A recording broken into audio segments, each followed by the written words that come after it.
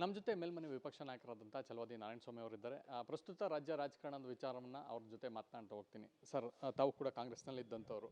So ಈಗಿನ ಕಾಂಗ್ರೆಸ್ಸನ್ನು ನೋಡೋದಾದರೆ ಅಧಿಕಾರಕ್ಕಾಗಿ ಭಾಳ ದೊಡ್ಡ ಮಟ್ಟದ ಕಚ್ಚಾಟ ನಡೀತಾ ಇದೆ. ಸೊ ನಾ ಕೊಡೆ ನೀ ಬಿಡೆ ಅನ್ನುವಂಥ ಆಗಿರ್ತಕ್ಕಂಥದ್ದು. ಸಿದ್ದರಾಮಯ್ಯ ಅವರು ಕೊಡಲ್ಲ, ಡಿ ಕೆ ಶಿವಕುಮಾರ್ ಅವರು ಬಿಡಲ್ಲ. ಸೊ ಯಾವ ರೀತಿ ನೋಡಿ, ಕೋಯಿಲೇಷನ್ ಗೌರ್ಮೆಂಟ್ಗಳನ್ನ ನೋಡಿದ್ದೀವಿ ನಾವು. ವಾಜಪೇಯಿ ಅವರ ಕಾಲದಲ್ಲಿ 23 ಪಕ್ಷಗಳನ್ನು ಇಟ್ಟುಕೊಂಡು 5 ವರ್ಷ ದೇಶ ಆಳಿದ್ದನ್ನು ನಾವು ಗಮನಿಸಿದ್ದೀವಿ. ಅಲ್ಲೂ ಕೂಡ ಇಷ್ಟೆಲ್ಲ ಗೊಂದಲ ಇರ್ತಿರಲಿಲ್ಲ. 140 ಸ್ಥಾನ ಕೊಟ್ಟರೂ ಕೂಡ ಕಾಂಗ್ರೆಸ್ ಯಾವ ಮಟ್ಟಕ್ಕೆ ಇವತ್ತು ಹೋಗಿದೆ ಅಂದರೆ, ಅಲ್ಲಿ ಗುಂಪುಗಳು ಮಾಡ್ಕೊಂಡು ಅವರೇ ಪಕ್ಷಗಳ ಥರ ಈ ಗುಂಪಿಂದ ಆ ಗುಂಪಿಗೆ, ಆ ಗುಂಪಿಂದ ಈ ಗುಂಪಿಗೆ ಸೆಳೆಯೋದು, ಅಂಶಗಳನ್ನು ನೋಡೋದು, ಇದನ್ನು ಮಾಡ್ಕೊಂಡು ಹೋಗ್ತಿದ್ದಾರೆ. ಇದನ್ನು ನೀವು ಹೆಂಗೆ ಕಂಡುಹಿಡಿಬೋದು ಅಂತಂದರೆ, ನೋಡಿ, ಒಂದು ಮಾನ್ಯ ಮುಖ್ಯಮಂತ್ರಿಗಳು ಹೇಳ್ತಾರೆ, ಅವ್ರ ಹತ್ರ ನಂಬರ್ ಇಲ್ಲ ಅಂತ. ಹೈಕಮಾಂಡ್ ಹೇಳ್ದಂಗೆ ಅಂತ ಕೊನೆಯಲ್ಲಿ ಹೇಳ್ತಾರೆ. 5 ವರ್ಷ ನಾನೇ ಅಂತ ಒಂದು ಸಾರಿ ಹೇಳ್ತಾರೆ. ಅಂದರೆ ನಂಬರ್ ವ್ಯತ್ಯಾಸಗಳಾದಂತೆಲ್ಲ ಅವ್ರ ಹೇಳಿಕೆಗಳು ಬದಲಾವಣೆ ಆಗ್ತಾ ಹೋಗ್ತಿವೆ. ಈಗ ನನ್ನ ಪ್ರಶ್ನೆ ಕಾಂಗ್ರೆಸ್ಗೆ, ನಂಬರ್ಗಳು ಯಾಕೆ ಬದಲಾಗ್ತವೆ? ಇದು ಪಕ್ಷದ ತತ್ವ ಸಿದ್ಧಾಂತಗಳ, ವ್ಯಕ್ತಿ ಮೇಲಿನ ಪ್ರೀತಿ ವಿಶ್ವಾಸಗಳ, ಅಥವಾ ಅಂಶಗಳ? ಉತ್ತರ ಕೊಡಬೇಕಾದವ್ರು ಯಾರು? ಕಾಂಗ್ರೆಸ್. ಸರ್, ಈ ಒಂದಷ್ಟು ಗೊಂದಲದ ನಡುವೆ ಕುದುರೆ ವ್ಯಾಪಾರ ಆಗ್ತಾ ಇದೆ ಅನ್ನೋದು ತಾವು ಆರೋಪವನ್ನು ಮಾಡಿದ್ರ. ಸೊ ಡಿ ಕೆ ಶಿವಕುಮಾರ್ ಅವರು ಪರಪ್ಪನಗರಕ್ಕೆ ಹೋಗಿ ಅಲ್ಲಿ ಶಾಸಕರನ್ನು ಓಲೈಸುವಂಥ, ಅಲ್ಲಿಂದ ಸಹಿಯನ್ನು ಪಡೆದುಕೊಂಡು ಬರುವಂಥದ್ದಕ್ಕೆ ಭಾಳಷ್ಟು ದೊಡ್ಡ ಮಟ್ಟದಲ್ಲಿ ವಿರೋಧ ವ್ಯಕ್ತವಾಗ್ತಾ ಇದೆ. ಸ್ವತಃ ಸಿದ್ದರಾಮಯ್ಯನವರ ಆಪ್ತ ಬಣದ ಸಚಿವರುಗಳು ಮಲ್ಲಿಕಾರ್ಜುನ್ ಖರ್ಗೆ ಅವರಿಗೆ ಈ ರೀತಿ ಮಾಡೋದು ಸರಿಯಲ್ಲ, ವಿಪಕ್ಷಗಳಿಗೆ ನಾವು ಆಹಾರ ಆಗ್ತೀವಿ ಅನ್ನೋಂಥ ಮಾತನ್ನು ಹೇಳಿದ್ದಾರೆ, ದೂರನ್ನು ಕೂಡ ಕೊಟ್ಟಿದ್ದಾರೆ. ಅಲ್ಲ, ಈ ಸರ್ಕಾರ ಬಂದ ದಿವಸದಿಂದ ವಿಪಕ್ಷಗಳಿಗೆ ಆಹಾರವೇ ಇವರು. ಇವತ್ತಿನವರೆಗೂ ಅವರು ತಿದ್ದುಕೊಳ್ಳಲಿಲ್ಲ. ಬರೀ ನಮಗೇನಾಗಿದೆ ಅಂದರೆ, ಬರೀ ದಿವಸ ಹೋರಾಟದಲ್ಲೇ ನಾವು ಈ ಚುನಾವಣೆಗೆ ಮುಂಚೆ ಒಂದು ವರ್ಷದಲ್ಲಿ ಹೋರಾಟ ಆಗ್ತದಲ್ಲ, ಆ ರೀತಿ ಇವ್ರು ಗೆದ್ದ ದಿವಸದಿಂದೂ ನಮ್ಮದು ಹೋರಾಟ ನಡೀತಾನೆ ಇದೆ. ಆಯಿತಾ? ಸೈಟ್ಗಳ ವಿರುದ್ಧ ಆಯಿತು, ವಾಪಸ್ ಕೊಡಿಸಿದ್ದಾಯಿತು, ವಾಲ್ಮೀಕಿ ನಿಗಮದ್ದಾಯಿತು, ಅಲ್ಲಿ ದುಡ್ಡು ಕೊಟ್ಟು ತಿಂದಿದ್ದನ್ನು ಒಪ್ಕೊಂಡಿದ್ದಾಯಿತು, ಕೆಲವರು ಜೈಲುಗಳಿಗೂ ಹೋಗಿದ್ದಾಯಿತು. ಸೊ ಈ ರೀತಿ ಇವತ್ತು ನಡೀತಾ ಇದೆ, ನಮ್ಮ ಹೋರಾಟ ನಡೀತಾನೆ ಇದೆ. ಆದರೆ ವಿತಿನ್ ದಿ ಕಾಂಗ್ರೆಸ್ ಇಷ್ಟೆಲ್ಲ ನಿಮಗೆ ಹೆಚ್ಚಿನ ಸ್ಥಾನಗಳನ್ನು ಕೊಟ್ಟಿದ್ದರೂ ಕೂಡ ನೀವು ಜನರ ಆಶೋತ್ತರಗಳಿಗೆ ಸ್ಪಂದಿಸಿ ಕೆಲಸ ಮಾಡುವಲ್ಲಿ ಸಂಪೂರ್ಣ ವಿಫಲರಾಗಿದ್ದೀರಿ. ಆದ್ದರಿಂದಾಗಿ ತಕ್ಷಣ ನಿಮ್ಮನ್ನು ತಿದ್ದುಕೊಂಡು ಜನರ ಸಮಸ್ಯೆಗಳಿಗೆ ಪರಿಹಾರ ಕೊಡ್ತಕ್ಕಂಥ ಕೆಲಸ ಮಾಡಿ, ಇಲ್ಲ ಅಂತಂದರೆ ರಾಜೀನಾಮೆ ಕೊಡಿ. ಶಾಸಕರಿಗೆ ಸರ್ಕಾರದಲ್ಲಿ ಅನುದಾನ ಸಿಗ್ತಿಲ್ಲ, ಅದು ಪಕ್ಷಾತೀತವಾಗಿ ಯಾವುದೇ ಆಗಿರ್ಬೋದು. ಆದರೆ ಇಲ್ಲಿ 60 ಕೋಟಿ 70 ಕೋಟಿ ಅನ್ನೋಂಥದ್ದು ಆರೋಪಗಳು ಕೇಳಿ ಬರ್ತಾ ಇದೆ. ತಾವು ಕೂಡ ಆರೋಪವನ್ನು ಮಾಡಿದರೆ ಎಷ್ಟು ಕೋಟಿಗಳ ಬೆಲೆಯನ್ನು ಕಟ್ತಾ ಇದ್ದಾರೆ ಸರ್? ಯಾವುದಕ್ಕೆ? ಕುದುರೆ ವ್ಯಾಪಾರ ಇಲ್ಲ, ಈಗ ಒಬ್ಬೊಬ್ಬರು ಒಂದೊಂದು ಹೇಳ್ತಾವ್ರೆ.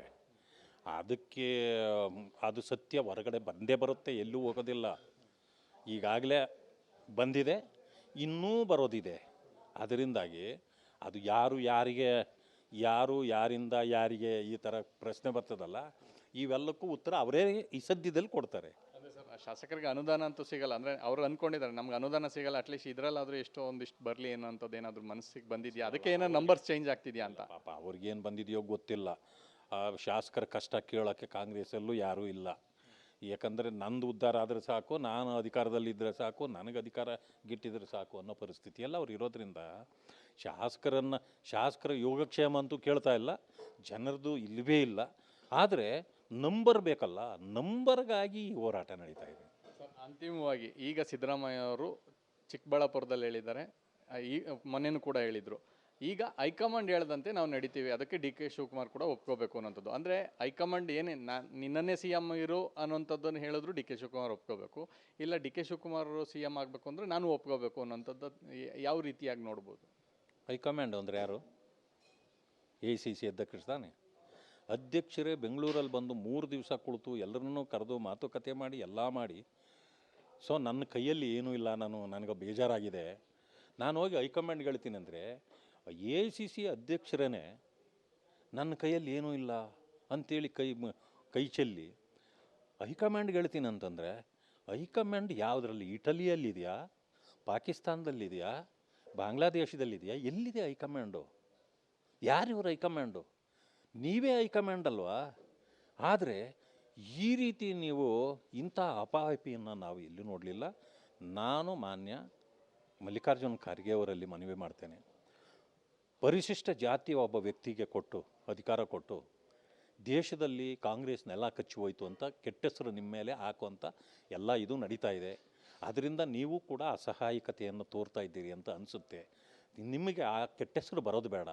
ದಯವಿಟ್ಟು ಅವ್ರ ಹೈಕಮಾಂಡ್ ಯಾರಾದರೂ ಮಾಡ್ಕೊಂಡೋಗ್ಲಿ, ಏನಾದರೂ ಮಾಡ್ಕೊಂಡೋಗ್ಲಿ, ನೀವಾದರೂ ನಿಮ್ಮ ಗೌರವವನ್ನು ಉಳಿಸ್ಕೊಂಡು ರಾಜೀನಾಮೆ ಕೊಟ್ಟು ಬಂದುಬಿಡಿ ಅಂತೇಳಿ ಮನವಿ ಮಾಡ್ತೀನಿ. ಇದಿಷ್ಟು ಮೇಲ್ಮನೆ ವಿಪಕ್ಷ ನಾಯಕರಾದಂಥ ಚಲವಾದಿ ನಾರಾಯಣಸ್ವಾಮಿ ಅವರು ಮತ್ತು ಕ್ಯಾಮರಾ ಪರ್ಸನ್ ಮಂಜುನಾಥ್ ಜೊತೆ ಚಂದ್ರಶೇಖರ್, ರಿಪಬ್ಲಿಕ್ ಕನ್ನಡ, ಬೆಂಗಳೂರು.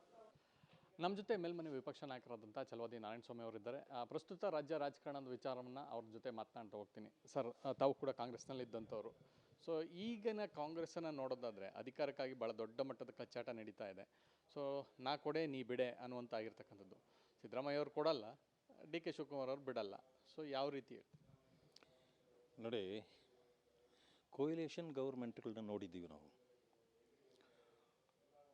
ವಾಜಪೇಯಿ ಅವರ ಕಾಲದಲ್ಲಿ 23 ಪಕ್ಷಗಳನ್ನು ಇಟ್ಟುಕೊಂಡು 5 ವರ್ಷ ದೇಶ ಆಳಿದ್ದನ್ನು ನಾವು ಗಮನಿಸಿದ್ದೀವಿ. ಅಲ್ಲೂ ಕೂಡ ಇಷ್ಟೆಲ್ಲ ಗೊಂದಲ ಇರ್ತಿರಲಿಲ್ಲ.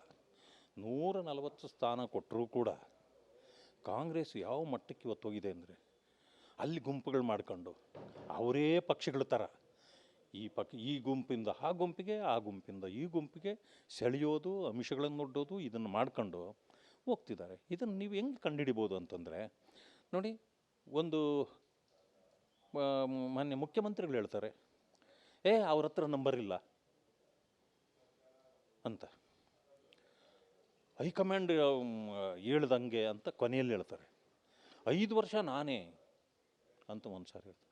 ಅಂದರೆ ನಂಬರ್ ವ್ಯತ್ಯಾಸಗಳಾದಂತೆಲ್ಲ ಅವ್ರ ಹೇಳಿಕೆಗಳು ಬದಲಾವಣೆ ಆಗ್ತಾ ಹೋಗ್ತಿವೆ. ಈಗ ನನ್ನ ಪ್ರಶ್ನೆ ಕಾಂಗ್ರೆಸ್ಗೆ, ನಂಬರ್ಗಳು ಯಾಕೆ ಬದಲಾಗ್ತವೆ?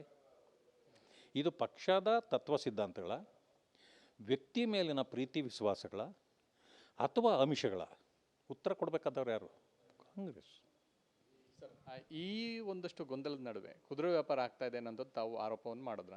So CM D K Shivakumar ಅವರು ಪರಪ್ಪನಗರಕ್ಕೆ ಹೋಗಿ ಅಲ್ಲಿ ಶಾಸಕರನ್ನು ಓಲೈಸುವಂಥ, ಅಲ್ಲಿಂದ ಸಹಿಯನ್ನು ಪಡೆದುಕೊಂಡು ಬರುವಂಥದ್ದಕ್ಕೆ ಭಾಳಷ್ಟು ದೊಡ್ಡ ಮಟ್ಟದಲ್ಲಿ ವಿರೋಧ ವ್ಯಕ್ತವಾಗ್ತಾ ಇದೆ. ಸ್ವತಃ ಸಿದ್ದರಾಮಯ್ಯನವರ ಆಪ್ತ ಬಣದ ಸಚಿವರುಗಳು ಮಲ್ಲಿಕಾರ್ಜುನ್ ಖರ್ಗೆ ಅವರಿಗೆ ಈ ರೀತಿ ಮಾಡೋದು ಸರಿಯಲ್ಲ, ವಿಪಕ್ಷಗಳಿಗೆ ನಾವು ಆಹಾರ ಆಗ್ತೀವಿ ಅನ್ನೋಂಥ ಮಾತನ್ನು ಹೇಳಿದ್ದಾರೆ, ದೂರನ್ನು ಕೂಡ ಕೊಟ್ಟಿದ್ದಾರೆ. ಅಲ್ಲ, ಈ ಸರ್ಕಾರ ಬಂದ ದಿವಸದಿಂದ ವಿಪಕ್ಷಗಳಿಗೆ ಆಹಾರವೇ ಇವರು. ಇವತ್ತಿನವರೆಗೂ ಅವರು ತಿದ್ದುಕೊಳ್ಳಲಿಲ್ಲ. ಬರೀ ನಮಗೇನಾಗಿದೆ ಅಂದರೆ ಬರೀ ದಿವಸ ಹೋರಾಟದಲ್ಲೇ ನಾವು ಈ ಚುನಾವಣೆಗೆ ಮುಂಚೆ ಒಂದು ವರ್ಷದಲ್ಲಿ ಹೋರಾಟ ಆಗ್ತದಲ್ಲ, ಆ ರೀತಿ ಇವ್ರು ಗೆದ್ದ ದಿವಸದಿಂದೂ ನಮ್ಮದು ಹೋರಾಟ ನಡೀತಾನೆ ಇದೆ. ಆಯಿತಾ? ಸೈಟ್ಗಳ ವಿರುದ್ಧ ಆಯಿತು, ವಾಪಸ್ ಕೊಡಿಸಿದ್ದಾಯಿತು, ವಾಲ್ಮೀಕಿ ನಿಗಮದ್ದಾಯಿತು, ಅಲ್ಲಿ ದುಡ್ಡು ಕೊಟ್ಟು ತಿಂದಿದ್ದನ್ನು ಒಪ್ಕೊಂಡಿದ್ದಾಯಿತು, ಕೆಲವರು ಜೈಲುಗಳಿಗೂ ಹೋಗಿದ್ದಾಯಿತು. ಸೊ ಈ ರೀತಿ ಇವತ್ತು ನಡೀತಾ ಇದೆ, ನಮ್ಮ ಹೋರಾಟ ನಡೀತಾನೆ ಇದೆ. ಆದರೆ ವಿತಿನ್ ದಿ ಕಾಂಗ್ರೆಸ್ ಇಷ್ಟೆಲ್ಲ ನಿಮಗೆ ಹೆಚ್ಚಿನ ಸ್ಥಾನಗಳನ್ನು ಕೊಟ್ಟಿದ್ದರೂ ಕೂಡ ನೀವು ಜನರ ಆಶೋತ್ತರಗಳಿಗೆ ಸ್ಪಂದಿಸಿ ಕೆಲಸ ಮಾಡುವಲ್ಲಿ ಸಂಪೂರ್ಣ ವಿಫಲರಾಗಿದ್ದೀರಿ. ಆದ್ದರಿಂದಾಗಿ ತಕ್ಷಣ ನಿಮ್ಮನ್ನು ತಿದ್ದುಕೊಂಡು ಜನರ ಸಮಸ್ಯೆಗಳಿಗೆ ಪರಿಹಾರ ಕೊಡ್ತಕ್ಕಂಥ ಕೆಲಸ ಮಾಡಿ, ಇಲ್ಲ ಅಂತಂದರೆ ರಾಜೀನಾಮೆ ಕೊಡಿ. ಶಾಸಕರಿಗೆ ಸರ್ಕಾರದಲ್ಲಿ ಅನುದಾನ ಸಿಗ್ತಿಲ್ಲ, ಅದು ಪಕ್ಷಾತೀತವಾಗಿ ಯಾವುದೇ ಆಗಿರ್ಬೋದು. ಆದರೆ ಇಲ್ಲಿ 60 ಕೋಟಿ 70 ಕೋಟಿ ಅನ್ನೋಂಥದ್ದು ಆರೋಪಗಳು ಕೇಳಿ ಬರ್ತಾ ಇದೆ. ತಾವು ಕೂಡ ಆರೋಪವನ್ನು ಮಾಡಿದರೆ ಎಷ್ಟು ಕೋಟಿಗಳ ಬೆಲೆಯನ್ನು ಕಟ್ತಾ ಇದ್ದಾರೆ ಸರ್? ಯಾವುದಕ್ಕೆ? ಕುದುರೆ ವ್ಯಾಪಾರ ಇಲ್ಲ, ಈಗ ಒಬ್ಬೊಬ್ಬರು ಒಂದೊಂದು ಹೇಳ್ತಾವ್ರೆ. ಅದಕ್ಕೆ ಅದು ಸತ್ಯ ಹೊರಗಡೆ ಬಂದೇ ಬರುತ್ತೆ, ಎಲ್ಲೂ ಹೋಗೋದಿಲ್ಲ. ಈಗಾಗಲೇ ಬಂದಿದೆ, ಇನ್ನೂ ಬರೋದಿದೆ. ಅದರಿಂದಾಗಿ ಅದು ಯಾರಿಂದ ಯಾರಿಗೆ ಈ ಥರ ಪ್ರಶ್ನೆ ಬರ್ತದಲ್ಲ, ಇವೆಲ್ಲಕ್ಕೂ ಉತ್ತರ ಅವರೇ ಈ ಸದ್ಯದಲ್ಲಿ ಕೊಡ್ತಾರೆ. ಅದೇ ಸರ್, ಶಾಸಕರಿಗೆ ಅನುದಾನ ಅಂತೂ ಸಿಗಲ್ಲ. ಅಂದರೆ ಅವರು ಅಂದ್ಕೊಂಡಿದ್ದಾರೆ ನಮ್ಗೆ ಅನುದಾನ ಸಿಗಲ್ಲ, ಅಟ್ಲೀಸ್ಟ್ ಇದರಲ್ಲಾದರೂ ಎಷ್ಟೋ ಒಂದಿಷ್ಟು ಬರಲಿ ಅನ್ನೋಂಥದ್ದು ಏನಾದರೂ ಮನಸ್ಸಿಗೆ ಬಂದಿದೆಯಾ? ಅದಕ್ಕೆ ಏನೋ ನಂಬರ್ಸ್ ಚೇಂಜ್ ಆಗ್ತಿದೆಯಾ ಅಂತ? ಪಾಪ ಅವ್ರಿಗೇನು ಬಂದಿದೆಯೋ ಗೊತ್ತಿಲ್ಲ. ಶಾಸಕರ ಕಷ್ಟ ಕೇಳೋಕ್ಕೆ ಕಾಂಗ್ರೆಸ್ಸಲ್ಲೂ ಯಾರೂ ಇಲ್ಲ. ಯಾಕಂದರೆ ನಂದು ಉದ್ಧಾರ ಆದರೆ ಸಾಕು, ನಾನು ಅಧಿಕಾರದಲ್ಲಿದ್ದರೆ ಸಾಕು, ನನಗೆ ಅಧಿಕಾರ ಗಿಟ್ಟಿದ್ರೆ ಸಾಕು ಅನ್ನೋ ಪರಿಸ್ಥಿತಿಯೆಲ್ಲ ಅವ್ರು ಇರೋದ್ರಿಂದ ಶಾಸಕರ ಯೋಗಕ್ಷೇಮ ಅಂತೂ ಕೇಳ್ತಾ ಇಲ್ಲ, ಜನರದು ಇಲ್ಲವೇ ಇಲ್ಲ. ಆದರೆ ನಂಬರ್ ಬೇಕಲ್ಲ, ನಂಬರ್ಗಾಗಿ ಈ ಹೋರಾಟ ನಡೀತಾ ಇದೆ.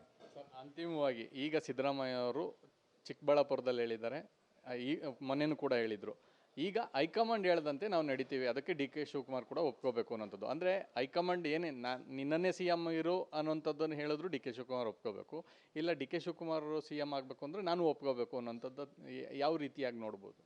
ಹೈಕಮಾಂಡ್ ಅಂದರೆ ಯಾರು? AICC ಅಧ್ಯಕ್ಷರು ತಾನೆ. ಅಧ್ಯಕ್ಷರೇ ಬೆಂಗಳೂರಲ್ಲಿ ಬಂದು 3 ದಿವಸ ಕುಳಿತು ಎಲ್ಲರನ್ನೂ ಕರೆದು ಮಾತುಕತೆ ಮಾಡಿ ಎಲ್ಲ ಮಾಡಿ, ಸೊ ನನ್ನ ಕೈಯಲ್ಲಿ ಏನೂ ಇಲ್ಲ, ನನಗೆ ಬೇಜಾರಾಗಿದೆ, ನಾನು ಹೋಗಿ ಹೈಕಮಾಂಡ್ಗೆ ಹೇಳ್ತೀನಿ ಅಂದರೆ AICC ಅಧ್ಯಕ್ಷರೇ ನನ್ನ ಕೈಯಲ್ಲಿ ಏನೂ ಇಲ್ಲ ಅಂಥೇಳಿ ಕೈ ಚೆಲ್ಲಿ ಹೈಕಮಾಂಡ್ಗೆ ಹೇಳ್ತೀನಿ ಅಂತಂದರೆ, ಹೈಕಮಾಂಡ್ ಯಾವುದರಲ್ಲಿ? ಇಟಲಿಯಲ್ಲಿದೆಯಾ, ಪಾಕಿಸ್ತಾನದಲ್ಲಿದೆಯಾ, ಬಾಂಗ್ಲಾದೇಶದಲ್ಲಿದೆಯಾ? ಎಲ್ಲಿದೆ ಹೈಕಮಾಂಡು? ಯಾರಿವ್ರು ಹೈಕಮಾಂಡು? ನೀವೇ ಹೈಕಮಾಂಡ್ ಅಲ್ವಾ? ಆದರೆ ಈ ರೀತಿ ನೀವು ಇಂಥ ಅಪಹಾಪಿಯನ್ನು ನಾವು ಎಲ್ಲೂ ನೋಡಲಿಲ್ಲ. ನಾನು ಮಾನ್ಯ ಮಲ್ಲಿಕಾರ್ಜುನ ಖರ್ಗೆ ಅವರಲ್ಲಿ ಮನವಿ ಮಾಡ್ತೇನೆ, ಪರಿಶಿಷ್ಟ ಜಾತಿಯ ಒಬ್ಬ ವ್ಯಕ್ತಿಗೆ ಕೊಟ್ಟು ಅಧಿಕಾರ ಕೊಟ್ಟು ದೇಶದಲ್ಲಿ ಕಾಂಗ್ರೆಸ್ ನೆಲ ಕಚ್ಚಿ ಹೋಯಿತು ಅಂತ ಕೆಟ್ಟ ಹೆಸರು ನಿಮ್ಮ ಮೇಲೆ ಹಾಕುವಂಥ ಎಲ್ಲ ಇದು ನಡೀತಾ ಇದೆ. ಅದರಿಂದ ನೀವು ಕೂಡ ಅಸಹಾಯಕತೆಯನ್ನು ತೋರ್ತಾ ಇದ್ದೀರಿ ಅಂತ ಅನಿಸುತ್ತೆ. ನಿಮಗೆ ಆ ಕೆಟ್ಟ ಹೆಸರು ಬರೋದು ಬೇಡ. ದಯವಿಟ್ಟು ಅವ್ರ ಹೈಕಮಾಂಡ್ ಯಾರಾದರೂ ಮಾಡ್ಕೊಂಡೋಗ್ಲಿ, ಏನಾದರೂ ಮಾಡ್ಕೊಂಡೋಗ್ಲಿ, ನೀವಾದರೂ ನಿಮ್ಮ ಗೌರವವನ್ನು ಉಳಿಸ್ಕೊಂಡು ರಾಜೀನಾಮೆ ಕೊಟ್ಟು ಬಂದುಬಿಡಿ ಅಂತೇಳಿ ಮನವಿ ಮಾಡ್ತೀನಿ. ಇದಿಷ್ಟು ಮೇಲ್ಮನೆ ವಿಪಕ್ಷ ನಾಯಕರಾದಂಥ ಛಲವಾದಿ ನಾರಾಯಣಸ್ವಾಮಿ ಅವರು ಮತ್ತು ಕ್ಯಾಮರಾ ಪರ್ಸನ್ ಮಂಜುನಾಥ್ ಜೊತೆ ಚಂದ್ರಶೇಖರ್, ರಿಪಬ್ಲಿಕ್ ಕನ್ನಡ, ಬೆಂಗಳೂರು.